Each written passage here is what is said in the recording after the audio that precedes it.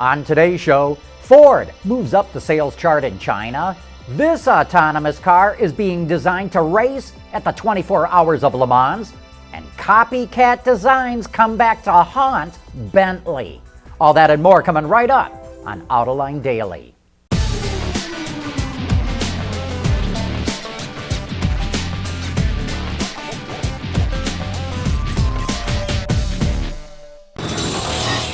This is Autoline Daily for April 8th of 2015.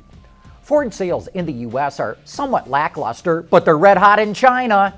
In the first quarter, Ford sold just under 300,000 vehicles, a gain of over 9%. Bloomberg reports that pushed Ford ahead of Hyundai to become the fourth largest automaker in the country, behind VW, GM, and Nissan. And with the company just opening a new plant in China and plans to upgrade another, it's a safe bet that sales will grow even more. This proves that you can be late to the party and still do well in China, and that certainly bodes well for Lincoln. In other China news, GM and SAIC announced they're forming an insurance company. The new joint venture will be called SAIC Motor Insurance Sales Company and will offer insurance to Buick, Cadillac, and Chevy buyers at authorized dealers. We believe this kind of one-stop shopping will help the company close sales at its dealerships. Which brings us to the next item. Why the sudden interest with deep-pocket investors buying up car dealerships? We've never seen anything like it. Last year, billionaire investor Warren Buffett bought the Van Tuyl Auto Group, and George Soros, the billionaire investor, is also reportedly kicking tires, so to speak, in automotive retail. Rob Kurnick, the president of the Penske Automotive Group, tells Autoline that back in 2000, his group's revenue was about $1.3 billion. Today, it's close to $20 billion. There's also room to consolidate. 92% of dealerships in the U.S. are not part of a larger dealer group. And it's the same story worldwide. Kurnick says, and I quote, "When you get someone like Warren Buffett who has a nice global view, or Soros, there's big opportunity in the U.S. and there's big opportunity on a worldwide basis that they're perfectly well suited to take advantage of." In other words, look for big money to start investing in car dealerships all around the world. And we'll be back with more right after this. Autoline Daily is brought to you by Borg Warner, Feel Good About Driving, Bridgestone Tires, Your Journey, Our Passion, and by Dow Automotive Systems, breakthrough technologies for lightweight vehicles. One of the wildest concept cars we've ever seen is this all-electric thing called Torque, which was presented by an Italian company called ED Design at the Geneva Auto Show. As you can see, there are no windows because this is an autonomous car, and the interior is lined with video screens that give the passengers 360 degrees of unobstructed vision. ED Design says that it will race the Torque at the 24 Hours of Le Mans in about 2 years' time because motor racing is the best way to develop new technology. And why not? The organizers reserve Garage 56 for entrants that involve new technology, and this would generate world headlines if it ever happens.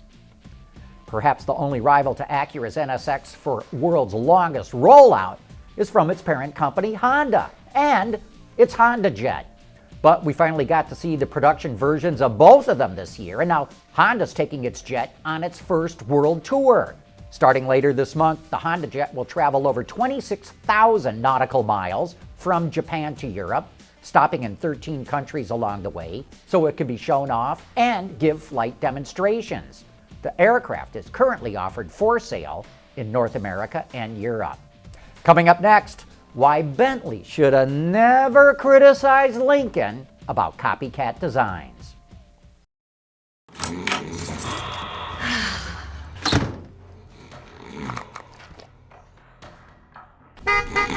Hey! Did you have a good nap? The Firestone Destination LE2. Tough enough to handle anything the road throws at you. Oops. And you throw at it. Durable, dependable Firestone tires. Whatever you drive, drive a Firestone. There's more car news and industry insight from the Autoline network every day. Take a moment to click that subscribe button. You'll never miss another Autoline episode.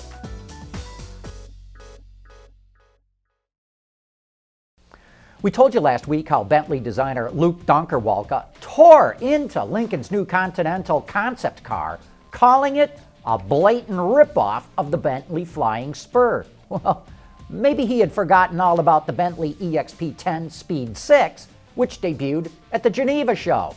More than a few designers and members of the media remarked how similar it looks to an Aston Martin Vanquish.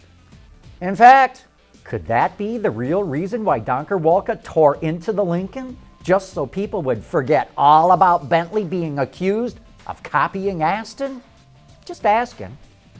Earlier this week, we told you about an art exhibit of works created by UAW-Ford employees. Well, here's another one of them. It's titled Easter 1962 and was done by Angela McQueen Lakes, a member of UAW Local 863, who works at the Sharonville transmission plant in Ohio. It's a sewn fabric piece, and to my eye, looks like it was done with a CNC sewing machine. I'm so glad the UAW Ford department put together this exhibit because it shows there's a lot of creative talent out on the shop floor. Have you seen our AutoTunes reports? If you're truly into music, we've got some great write-ups of songs related to cars, but none of that top 40 stuff. You can check it out at the Autoline website. And be sure to join us tomorrow for Autoline After Hours. We'll have Rini Sharoni from Toyota with their latest crash test dummies. But these dummies don't just sit around. No, sir. Toyota has taught them how to walk across the street. You can learn all about it at Autoline.tv starting live at 3 p.m. Eastern Time. And that wraps up today's report. Thanks for watching.